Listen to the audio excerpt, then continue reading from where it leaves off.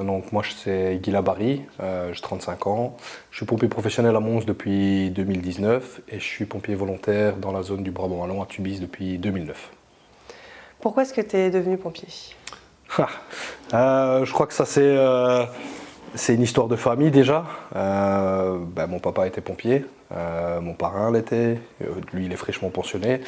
Mon papa, lui, par contre, il est décédé, d'un cancer, malheureusement, de la prostate. Et j'ai grandi dans une caserne. J'ai passé, je pense, trois quarts de mon enfance là-bas. Donc je pense que c'était un petit peu écrit noir sur blanc que c'était ça que j'allais faire. Et ça m'a toujours attiré. Le petit garçon qui voit le camion rouge passer dans sa rue et qui est tout content et qui en plus, quand il y a quelqu'un de sa famille dedans, notamment son père, ouais, c'est clair que c'est une fierté en plus. Donc ouais, je pense que clairement, il n'y avait pas d'autre voie possible pour moi dans ce sens-là, je crois. Est-ce qu'il y a un événement marquant, qu'il soit positif ou négatif, que tu pourrais nous partager? Si on commence par le positif. Le positif, je pense, c'est quand je suis rentré pompier professionnel. C'est l'aboutissement d'un peu tout le travail qu'on fait déjà quand on est surtout volontaire, quand l'annonce est arrivée. En plus, c'était dans une belle période, c'était la fin d'année, au mois de décembre, donc ça ressemblait un peu à un cadeau de Noël.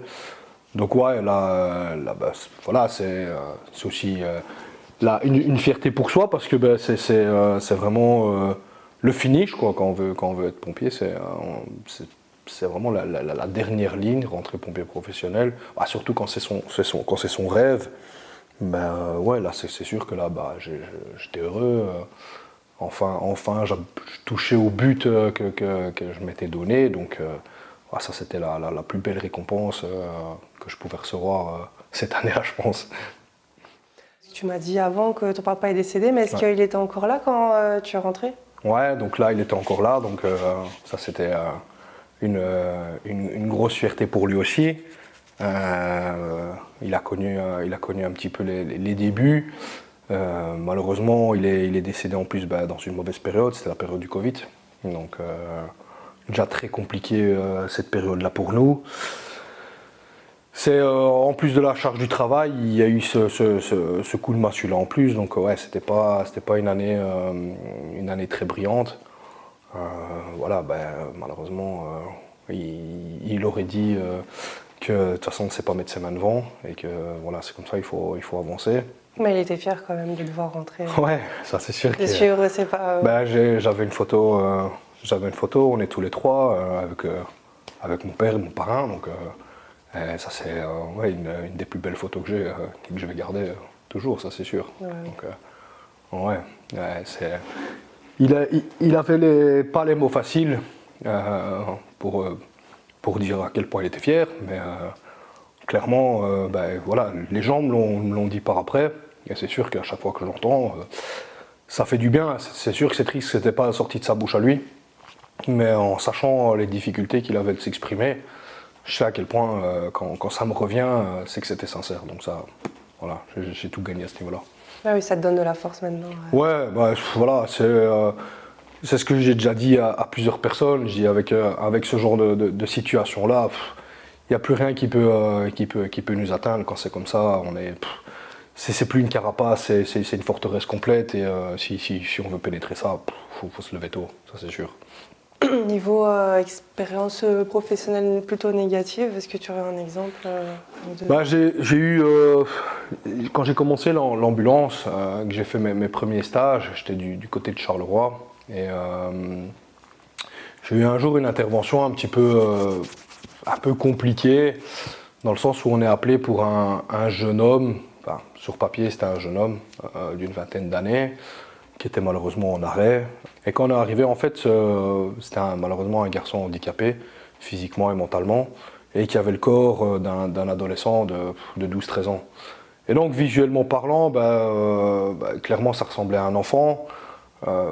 Et qu'importe l'handicap, c'est voir cette famille quand même dans la détresse, parce que même 20 ans, c'est jeune, même pour une personne handicapée. Et voilà, on a tout essayé. Et, ça change rien. C'est une vie qui plus est jeune.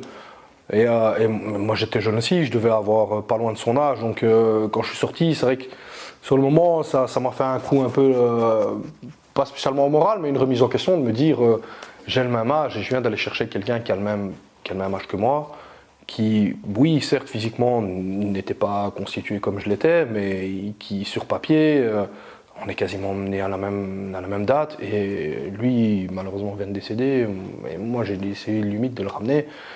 Sur le moment, c'est un peu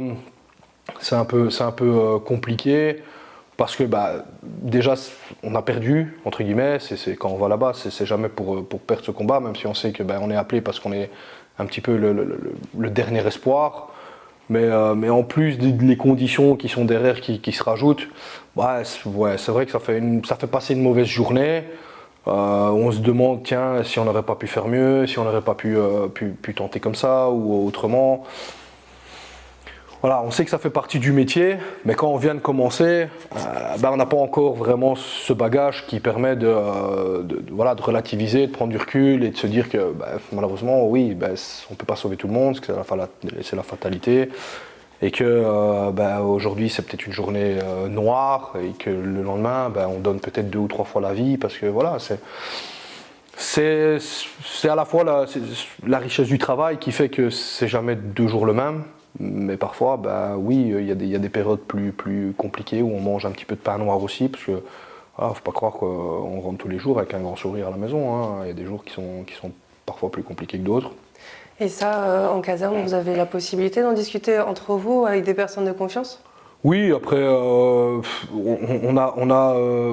c'est un peu parfois compliqué à comprendre du monde extérieur, mais on a cet humour un peu noir qui nous permet d'un peu relâcher la pression quand on est sur des interventions compliquées. Ça peut paraître un peu glauque vu de l'extérieur, mais nous, ça nous permet très clairement à un moment donné d'évacuer un peu parfois ce trop-plein qui, mine de rien, est là. Et on a toujours tendance à faire un peu l'éponge. Et le problème, c'est que une éponge, à un moment donné, quand elle est surchargée, elle déborde. Et nous, donc c'est pour ça que ça nous permet justement d'éviter d'arriver à ce débordement, c'est de pouvoir en discuter, pouvoir en rigoler, même quand c'est des choses un peu tragiques, parce que très clairement, voilà, nous, ça nous permet d'un peu extérioriser, relâcher un petit peu, et des fois, certains qui ont un peu plus dur, ça leur permet un peu d'aussi revenir un peu dans le groupe d'équipe et de se raccrocher avec nous, et voilà, de se refaire retirer vers le haut, et pas se laisser entraîner par le bas. Donc ça, c'est quand même important, je pense, d'avoir cette cohésion et ce fait que, on le sait qu'on a des choses difficiles, mais on sait qu'on peut en parler librement dans la caserne. Ça, c'est le gros avantage. Il y a des gens qui sont là pour ça, ou c'est juste entre collègues? Vous avez une cellule de peer support? Ouais, on a maintenant une cellule, la P-Team, qui peut être appelée en cas vraiment de situations compliquées, que ce soit physique ou mentale. Elle a déjà été déclenchée plus qu'une fois. Et donc clairement, oui, c'est un apport. Moi, personnellement, j'en ai pas encore eu besoin. Mais voilà, de ce que je sais, de ce que les gens m'en ont parlé, c'est un support supplémentaire qui permet vraiment, et sans jugement en plus, c'est quand même important aussi, c'est qu'on n'est pas jugé quand, voilà, à un moment donné, on a un moment de faiblesse, ça peut arriver. Il y a des situations très compliquées.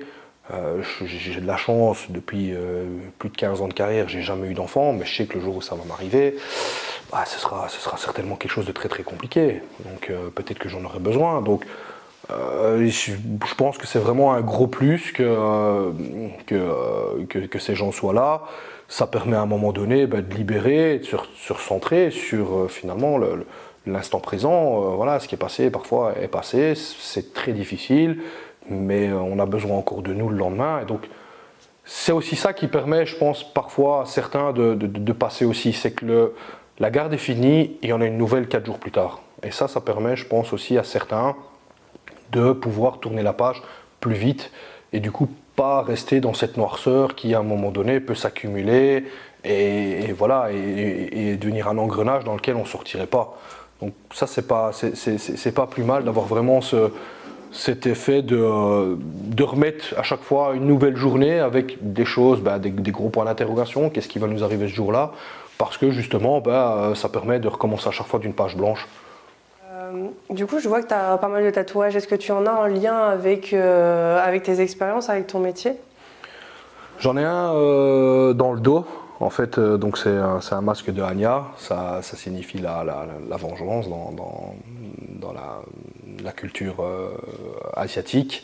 C'est un peu pour un peu afficher ma propre vengeance vis-à-vis des gens qui pensaient que je ne serais jamais pompier. Donc il y a quand même eu beaucoup de mauvaises langues.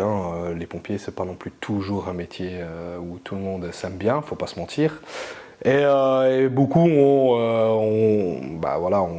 ont jugé très très tôt. Ouais, c'est vrai qu'à l'époque, quand j'étais jeune, j'étais jouet, je pouvais être casse-pied, faut pas se mentir. Je le suis toujours, des fois. Ça, je n'ai pas de souci avec ça, je l'assume. Mais du coup, ces personnes ont tiré un peu vite à boulet rouge. Je pense qu'il y avait aussi une part de vengeance par rapport à ma famille, entre guillemets, mon père et mon parrain, qui étaient aussi là à ce moment-là, et peut-être qu'ils avaient certaines discordes avec d'autres. Et donc j'ai un peu payé aussi ce tribut-là. Voilà, ça c'est un petit peu ma vengeance personnelle inscrite. Alors j'en ai, c'est pas totalement en lien avec le travail en lui-même, c'est plutôt en lien donc avec mes parents. J'ai deux visages qui représentent deux guerriers. Donc parce que malheureusement mon papa lui est décédé donc du cancer et ma maman est malheureusement décédée d'une complication à l'hôpital suite à une opération. Donc, mais c'est quand même deux choses qui sont pas censées être normales dans une vie classique, dirons-nous,